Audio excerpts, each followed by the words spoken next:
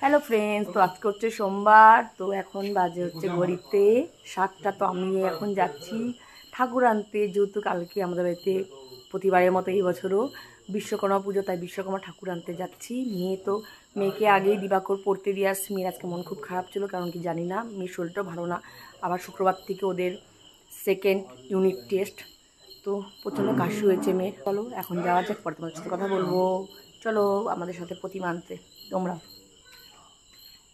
প্রতিবারের মতো এবারও চলে এসেছি আমি আর দিবাকর কুমোরটুলিতে ঠাকুর কিনতে। আগের বছর মেয়ে কিন্তু গেছিলো আমাদের সাথে, যেহেতু এবার মেয়ের এক্সাম আছে তাই মেয়ে পড়তে গেছে, আর নিয়ে আসলাম না।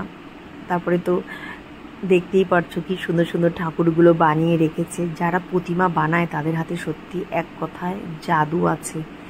এত সুন্দরভাবে চোখ আঁকায়, নাকটাই হচ্ছে আমাদের বিশ্বকর্মা ঠাকুর, ইয়েলো কালারের বস্ত্র পরা।